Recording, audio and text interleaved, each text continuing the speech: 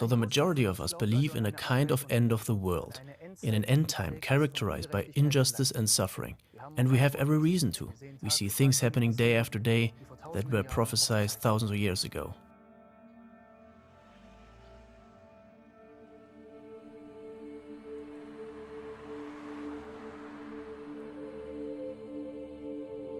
But what happens then? Does the world just end and everything is over? Or is there still something to come? Something that might give us hope? Surprisingly, religions do not only predict a dark end time, they tell us that at some point in distant future, someone will appear who will put an end to all this suffering. Someone who will replace injustice with justice. Someone who will start a worldwide revolution of peace and put an end to evil forever. The Buddhists call him Maitreya Buddha. The Hindus call him Kalki. The Jewish Messiah is a descendant of the prophet David, and Christians await the appearance of Jesus. Muslims, on the other hand, call him Mahdi.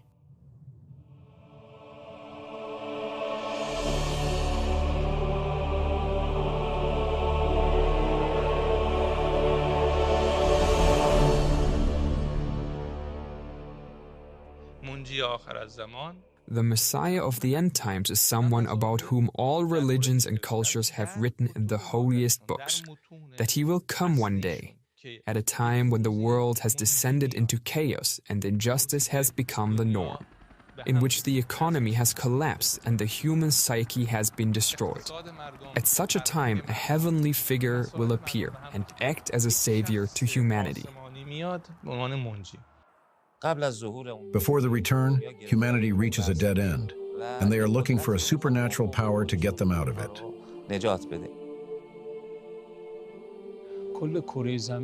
The whole of humanity is looking for a peacemaker, someone who fills the entire world with peace and tranquility, someone who embodies all goodness in one person. Because it is said that in the end times, people will become like a flock of sheep looking for the shepherd.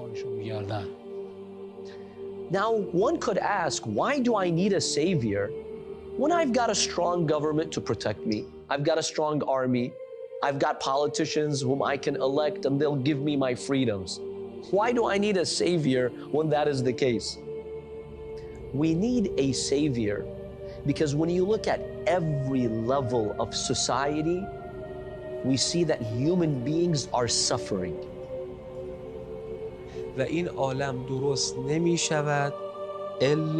And this world will not be healed except by the hand of the Mahdi who will come. For when he comes, the entire world will come to rest through him.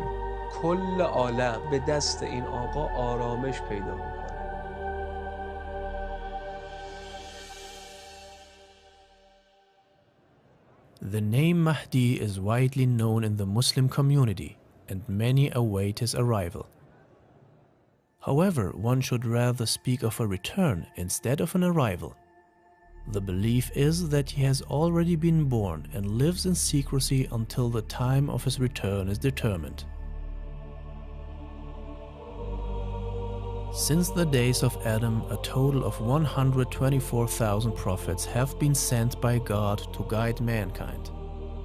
Among the most outstanding names are personalities such as Abraham, Noah, Moses, and Jesus. But the last and most important prophet is the Holy Prophet Muhammad. With him, this succession of prophets was sealed. Each of these prophets, however, was appointed one or more vicegerents, also known as imams by God. These imams had the important responsibility of preserving and spreading the message of that particular prophet during his absence. After the death of the Prophet Muhammad, his son-in-law and cousin Ali was appointed by God as imam. Over the course of 12 generations, the role of the imam continued until it finally reached its peak with Imam Mahdi.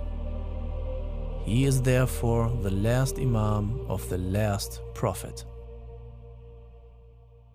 Someone who oppresses is needy. Someone who is hasty is afraid of losing. Someone who takes revenge has a deficit. God and his representatives are neither needy, nor are they in a hurry, nor do they have a deficit in themselves. So even if billions upon billions of prophets gather, they would not say two different things. They all say the same thing. یک حرف میزنن. یک شخصی باید باشه که نماینده. So there must be someone who acts as a representative of the prophet in all eras, with the growth of culture, technology, global challenges, and human intellect as a guide. Humanity needs a mediator and representative of God on earth for all eternity. بین خودش و خالق داره الی الابد. Imam of the time means the leader of the present age, the leader of the current era, the Imam of our time in which we all live. His name, however, is Mahdi. It means the one who guides.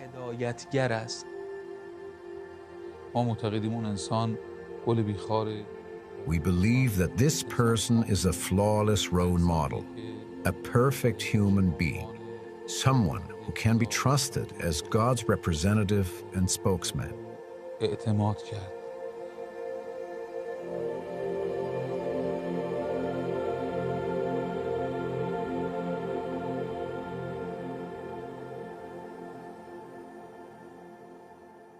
Imam al-Mahdi, may Allah hasten his reappearance, was born in the year 255 in the Hijri calendar. That's about almost 12 centuries ago, in the city of Samarra, which is northwest of Baghdad, the capital of Iraq. Now, the day that Al-Imam al-Askari passed away and his son al-Mahdi continued the imamah, that's when the occultation started. Why did Imam Mahdi go into occultation? Because people rejected him. Imam al-Mahdi would have been killed just like all the other imams. Allah gave 11 shining stars to humanity to guide them, to sacrifice. Every one of them was killed, either by the sword or poisoning. If Allah would have kept the last one, either the evil governments of the time or the corrupt people of the time, they would have killed him. So you have to save this last one. So that God protects his last representative and the world does not lose him too.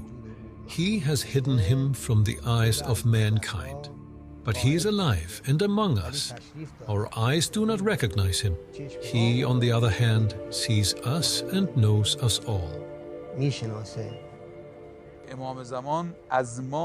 Imam Mahdi is from us and among us. In other words, he's created like us. He exists and lives among us humans. His occultation is basically our ignorance of him and his existence. Although the Mahdi remains hidden, there are numerous reports of people who have had encounters with him. It is important to mention that Imam Mahdi is not invisible. Invisible would mean he is standing here, but we don't see him. He is hidden. That is, he exists and comes and goes. Every Thursday evening he comes to the shrine of Imam Hussein and everyone sees him, but nobody knows that he's the Imam of our time. It is possible to see the Mahdi during his occultation. Many have already had the honor of seeing him. Some have seen him but only recognized him afterwards. Some have seen him and recognized him but did not have permission to talk to him. However, most of our scholars, their understanding is we cannot determine any location for the Imam. Honestly, we don't know where he is. He could be anywhere. If he has a permanent place that he usually stays at, that's not something that's disclosed to us. That's not something that we would have access to know. This is the power of God. God is able to grant his representative a long life, just as he gave a long life to Prophet Noah. And yet Imam Mahdi appears in the form of a young man.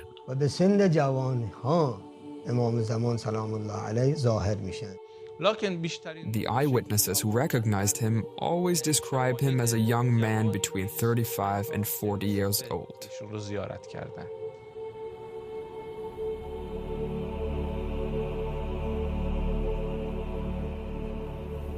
و با امام زمان سلام الله علیه افرادی هستند مثل Imam Mahdi has a number of people around him, just like the 12 disciples of Jesus. These disciples were people who had a close and private relationship with Jesus. Imam Mahdi also has such people, but no one knows them. Their identity is concealed. And one thing is important to mention, namely that anyone can be one of Imam Mahdi's disciples. It is not the case that his disciples all have long beards and wear religious robes. Not at all.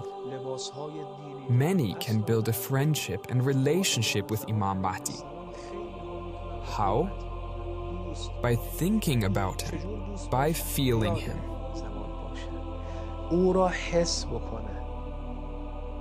Imam Sadiq, the sixth Imam, was once asked about the Mahdi.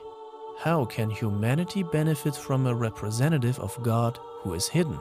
He replied, just as it benefits from the sun when it is hidden behind the clouds. Let's assume that the sun, which is currently shining, disappears behind clouds. You cannot say there is no sun. It does exist, but it is veiled behind the clouds of obscurity. And these clouds are us humans ourselves.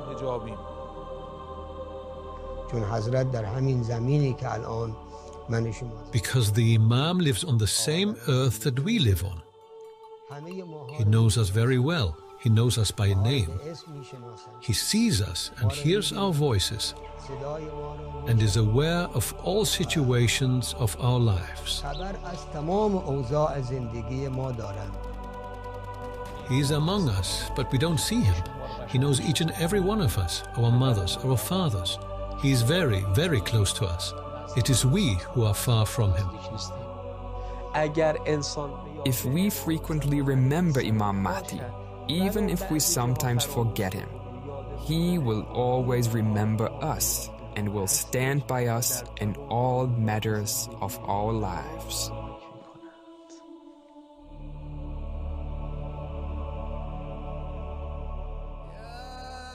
In Islam, the meaning of this life is seen as a divine test for man, who is endowed with reason and free will. Likewise, the whole of humanity as a collective will be subjected to the same test, the test of occultation and the problems of the end times. Allah wants humanity to learn from their experiences. That's because humans are arrogant. They always think they can figure things out. We can do it. Our governments can do it. Let's try communism. We saw what happened. Let's try socialism. Let's try capitalism. Let's try monarchy. Let's try this. Let's try that. We've tried every type of rule possible, and we've failed every single time. God has left humanity free to gather its own experiences. So far, it has been over 1,300 years, almost 1,400 years since the Prophet. Allah wants us to go through that experience so that when the Imam reappears, no one will say, oh God, if you had given me the chance, I would have ruled. So no one can say that.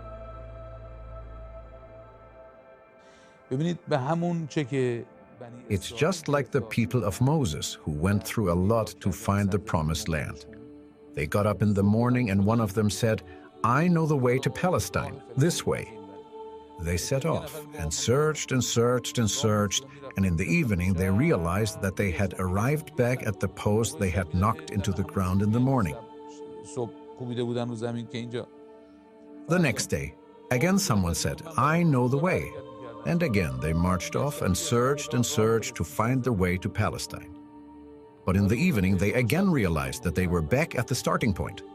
A week passed, no problem, that was an experience. The second week, third week, the first month, second month, third, fourth. A year passed, 2 years, 3 years, 4 years, 40 years. After 40 years, they asked, Moses, don't you perhaps know the way to the promised land? He said, yes. What? Then why didn't you say anything in those 40 years? Nobody asked me. Every one of you said you knew the way before I could even open my mouth. We as humanity have been going round in circles for almost 1,200 years. Mankind has not yet tasted the cool water. For how long? 1 day? A year? 10 years? 100 years? It's over 1,100 years. It will soon be 1,200. A humanity that has been locked up in prison of occupation for 1,200 years cannot understand the meaning of freedom. When do you come to appreciate something? When you lose it. When do you appreciate health? When you sleep one night ill. Honestly, people did not appreciate the Imams of Ahlul Bayt. Allah kept this last one for people to appreciate him.